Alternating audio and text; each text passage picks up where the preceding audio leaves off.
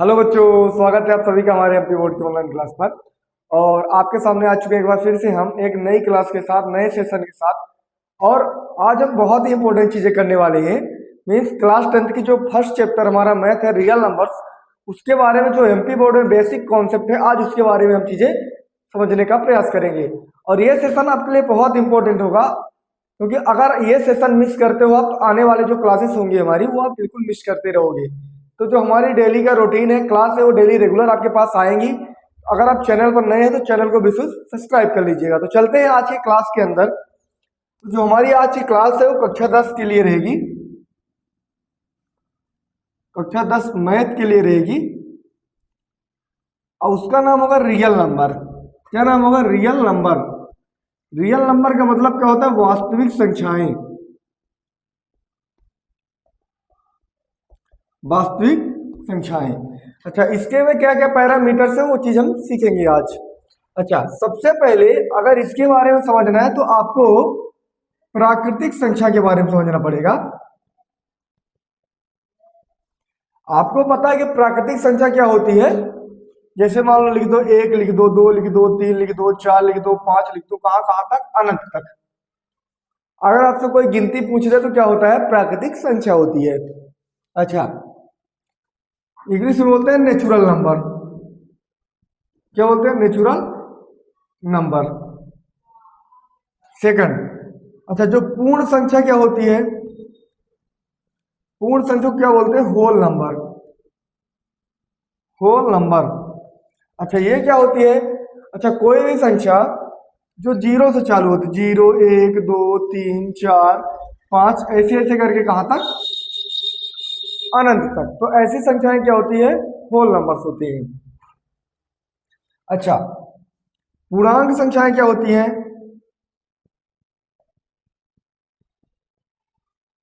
पूर्णांक संख्याएं मतलब इंटीजर नंबर। Integer number. आपको पता है कि पूर्णांक संख्याएं क्या होती है? जो प्लस में भी होती है और माइनस में भी होती है। जैसे मान लो -3, -2, -1, 0, 1, 2, 3, 4, इनफाइनाइट। अर्थात इसको देखा जाए माइनस इनफाइनाइट से प्लस इनफाइनाइट के बीच में होती है। अच्छा, अब हम चलते हैं रियल नंबर्स के बारे में कि रियल नंबर्स क्या होते हैं। तो जो रियल नंबर होता है ये दो प्रकार से होती है। कितने प्रकार से होती है? दो प्रकार की होती है। कौन कौन? एक तो होता है रेशनल नंबर, एक होता है इरेशनल नंबर। अच्छा, रेशनल नंबर क्या होता है? इसको बोलते हैं परिमेय संख्या। और इसको क्या बोला जाता है? अपरिमेय संख्या। अच्छा, परिमेय संख्या तो आपको पता होगा। परिमेय संख्या क्या होती है? परिमेय संख्या जिसको P बटे Q के रूप में हम लिख सकते हैं। P बटे Q का मतलब क्या होता है? जिसको हम अंश बटे हर के रूप में लिख सकते हैं। लेकिन Q बराबर नहीं होना चाहिए 0 के। और साथ ही साथ अगर ये दोनों संख्या ही पूर्णांक होनी चाहिए। क्या होना चाहिए? पूर्णांक संख्या। अर्थात अंश और हर क्या होने चाहिए? दोनों ही पूर्णांक होने चाहिए। अच्छा, इरेशनल अपरिमेय क्या होता है? जैसे मान लो मैंने लिखा √2, √5, √7, √11, ये सभी क्या हो जाएगी? अपरिमेय। साथ में पाई भी होता है। अच्छा, पाई क्यों होता है? क्योंकि पाई की वैल्यू 22/7 होती है और इसकी वैल्यू रियल निकालना चलो तो 1.3 ऐसा होती है। ठीक है, तो जैसे मान लो मैंने लिखा कि -2/5 ये परिमेय है, क्योंकि दोनों संख्याएं क्या है? पूर्णांक है और Q बराबर भी नहीं है 0 के। लेकिन अगर मैं ऐसा लिख दूं कि √25/7, ये क्या परिमेय है? बिल्कुल नहीं है। क्यों? क्योंकि √25 का 5 होता है बटे 7, तो ये दोनों ही पूर्णांक हुई। अब दोनों पूर्णांक है तो ये क्या हो जाएगा? परिमेय। तो अगर जिसका स्क्वायर रूट निकल जाता है वो परिमेय संख्याएं होती है। जैसे मान लो मैं लिख दिया 0/1, तो ये भी पूर्णांक है। अब पूर्णांक है तो परिमेय है, लेकिन 1/0 जीरो आ गया नीचे। तो जब नीचे जीरो आ गया तो जीरो बराबर नहीं होना चाहिए नीचे हर में, तो ये पूर्णांक है तो सही, लेकिन हर में क्या आ गया जीरो, तो ये परिमेय संख्या नहीं मानी जाएगी। इसको आप नोट कर लीजिए, बढ़िया नोट कर लीजिए। सभी के पास नोट होने चाहिए, पेन होने चाहिए, तभी आप बढ़िया तरीके से सीख पाओगे, अदरवाइज आप नहीं सीख सकते हो। तो नोट कर लीजिए आप।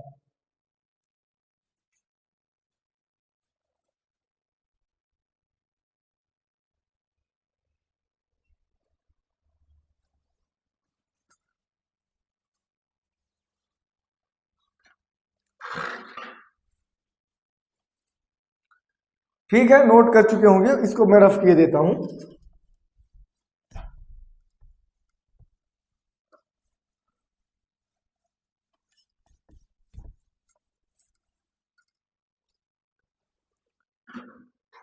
ठीक है, अब चलते हैं अगले में कि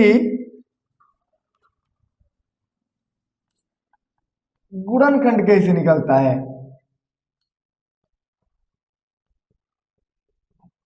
बहुत सरल है, बहुत ही सरल है गुणनखंड निकालना। कैसे? जैसे आपके बुक के अंदर लिखा है कि 140 का अभाज्य गुणनखंड बताओ,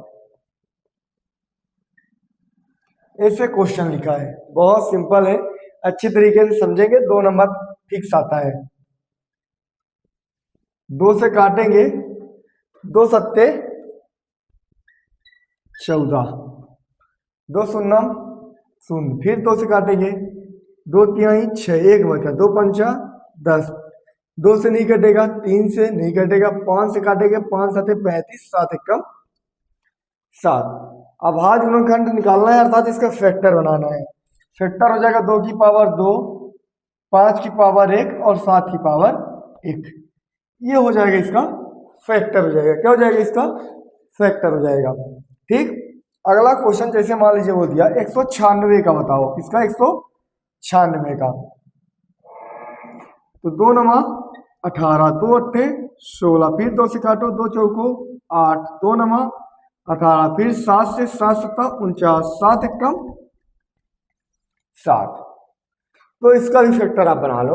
2 की पावर 2, 2 कितनी बार है? 1 बार, 2 बार, 2 की पावर 2, 7 कितनी बार है? 2 बार। तो इस तरीके से आप कर सकते हो। ठीक है ना? चीजें समझ में आई कि नहीं आई है? जैसे मान लो यहां पर लिखा है कि आपको 510 का बताना है। 2 से निकाल सकते हो आप आराम से, ये आपके लिए HW रहेगा। इसको आप नोट कर लीजिए बढ़िया तरीके से।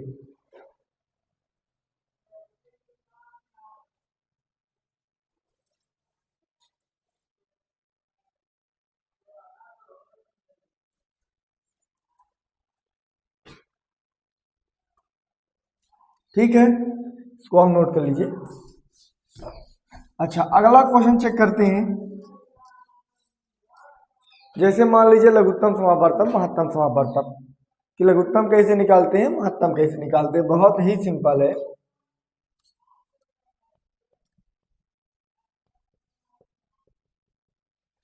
आपको पता है लघुत्तम का मतलब क्या होता है? Least common multiple.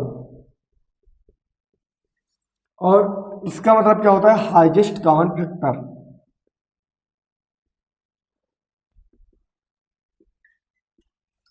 इस तरीके से होता है। तो लघुत्तम महत्तम में निकालना बहुत सिंपल है। आज कुछ हम चीजें सिखाए देते हैं, आज आपको अपने घर में करना है ना? इसके बाद आपको चीजें समझ में आ जाएगी। जैसे मान लो क्वेश्चन दे दिया कि 10 और 15 का लघुत्तम निकालो। बहुत सिंपल है, बहुत ही सिंपल। और 2 नंबर मान लीजिए आपके फिक्स है, 5 एकदम 5, 15 करेंगे 3 5 15, 5 एकदम 5। अच्छा, इसका फैक्टर आप बना लो। क्या बना लो? सीधा फैक्टर। जब फैक्टर बनाएंगे 2 की पावर 1, 5 की पावर 1, 3 की पावर 1, 5 की पावर 1। ये क्या हो जाएगा, इसका फैक्टर हो जाएगा। अच्छा, एलसीएम निकालने के लिए जो दोनों में है उनमें से बड़ी पावर और जो दोनों में नहीं उसको नहीं रखते हैं, अर्थात जो दोनों में है उनमें से बड़ी पावर, जो नहीं है उसको नहीं रखते।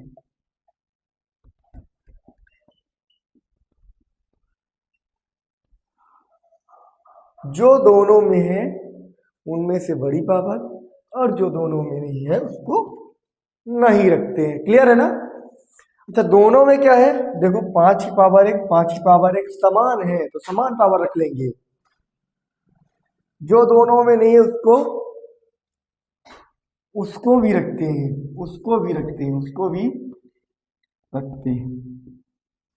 दोनों में जो है उनमें से बड़ी पावर 5 की पावर 1, 5 की पावर 1 समान है, जो दोनों में नहीं उसको भी रखते हैं। दोनों में इसमें 2 है, इसमें ये रख लो, 5 है 5 नहीं है, रख लो, एलसीएम हो गया। बहुत ही सिंपल है, बहुत साधारण है। हाँ, बस आपको समझने की जरूरत है सवालों को कैसे करना है। आई होप आप बढ़िया समझे होंगे। और अगर आपको क्लास अच्छी लगी है तो आपको थोड़ा सा हमारी मदद कर देना है। मदद के रूप में हमें एक लाइक कर देना है, अपने मित्रों तक ये जो कॉन्सेप्ट हम पढ़ाए हैं आपको शेयर कर देना है। बकाया मिलते हैं नेक्स्ट वीडियो के अंदर, तब तक के लिए धन्यवाद सभी को।